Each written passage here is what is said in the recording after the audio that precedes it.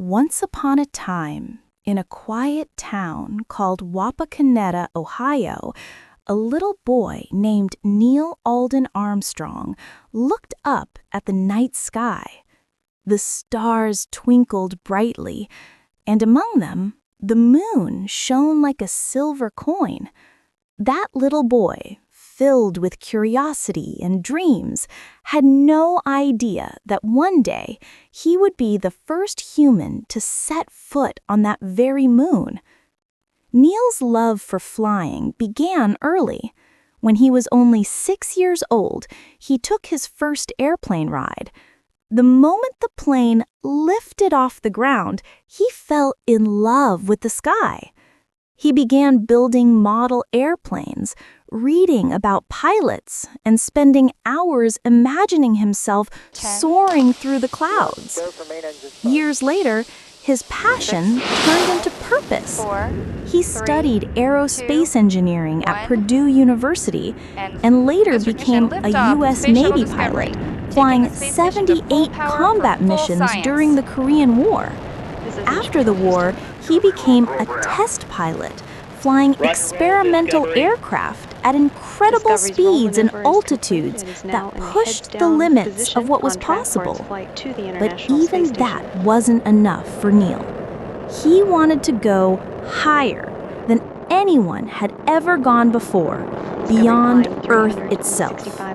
In 1962, NASA was selecting new astronauts for its space program. They needed people who were calm under pressure, technically skilled, and brave enough to face the unknown. Out of hundreds of candidates, Neil Armstrong was chosen as one of the astronauts in NASA's Gemini and Apollo programs. Neil's first space mission came in 1966 on Gemini 8, where he and astronaut David Scott faced a terrifying emergency. During docking with another spacecraft, their capsule began spinning uncontrollably. It was a life-threatening situation, but Neil's calmness saved their lives. He manually controlled the spacecraft and brought it safely back to Earth. His quick thinking and courage made him one of NASA's most trusted pilots. That calmness under pressure would soon make him the commander of the most daring mission in human history, Apollo 11. It was 1969. The world was watching as NASA prepared to fulfill President John F. Kennedy's dream to land a man on the moon and return him safely to Earth before the decade ended. Neil Armstrong, Buzz Aldrin, and Michael Collins were chosen for Apollo 11. Armstrong would command the mission, Aldrin would serve as the lunar module pilot, and Collins would pilot the command module that would orbit the moon. Months of training followed. The astronauts practiced moon landings using simulators, studied lunar geology, and trained for emergencies. The spacecraft was divided into two parts. Columbia, the command module, which would stay in lunar orbit, and Eagle, the lunar module, which would descend to the moon's surface. On July 16, 1969, millions watched as Apollo 11 stood tall on the launch pad at Cape Kennedy, Florida. The giant Saturn V rocket, the most powerful ever built, was ready. As the countdown began, the world held its breath. T-minus 10, 9, 8, 7, ignition sequence start, 3, 2, 1, liftoff. The ground shook, fire roared beneath the rocket, and Apollo 11 climbed toward the heavens. Humanity's greatest adventure had begun. For 3 days, the astronauts traveled through the silent emptiness of space.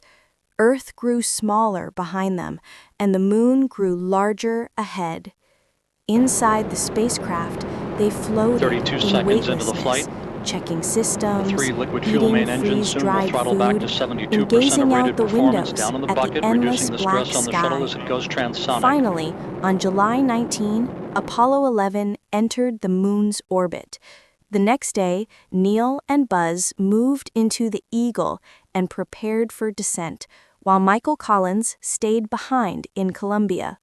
As the Eagle descended toward the moon's surface on July 20th, 1969, alarms began to sound. The onboard computer was overloaded. Neil took manual control, guiding the spacecraft toward a safe landing spot. Fuel was running dangerously low, only about 30 seconds remained. Then, at last, his calm voice echoed through mission control. Houston, Tranquility Base here. The Eagle has landed. Cheers erupted around the world. For the first time in history, humans had landed on the moon. Hours later, Neil Armstrong slowly climbed down the ladder of the lunar module. The world was silent as millions watched live on their televisions. His heart was pounding, his suit heavy, and his eyes focused on the dusty gray surface below. As he stepped onto the moon, he said words that would echo through eternity. That's one small step for man, one giant leap for mankind. Buzz Aldrin soon joined him, and together they walked across the moon, collecting rocks, taking photographs, and planting the American flag. They also left behind a plaque that read, "Here men from the planet Earth first set foot upon the moon, July 1969 AD. The three liquid We fuel main came in engines soon will peace throttle for back to all 72% mankind." of rated performance down For in the bucket, 21 reducing the hours, stress on the Neil shuttle as and it goes Buzz transonic. explored the lunar surface. They faced small challenges, stiff suits, fine dust that clung to everything, and the eerie silence of space, but their mission was a success. After their time on the moon, the Eagle lifted off and rejoined Michael Collins in orbit. Together, they began the long journey back to Earth. On July 24, 1969, Apollo 11 splashed down safely in the Pacific Ocean. Neil, Buzz, and Michael were heroes. The entire world celebrated their safe return. Neil Armstrong had not just walked on the moon, he had shown that humanity could reach beyond the impossible. After Apollo 11, Neil Armstrong never sought fame or attention. He became a professor, teaching aerospace engineering and inspiring young minds. He lived a quiet life, always humble about his achievement. When asked what it felt like to walk on the moon, he once said, "It's a brilliant surface in sunlight. The horizon seems quite close, but it's a magnificent desolation." His journey was not just about science and space. It was a story of courage, patience, teamwork, and the power of dreams.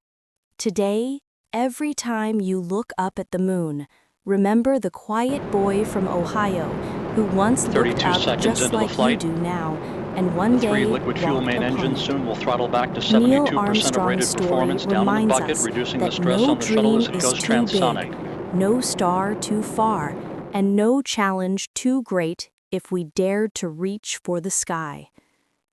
And so, as the stars twinkle outside your window tonight, remember this: somewhere out there, footprints still rest on the moon, left by the man who took humanity's first step into the stars.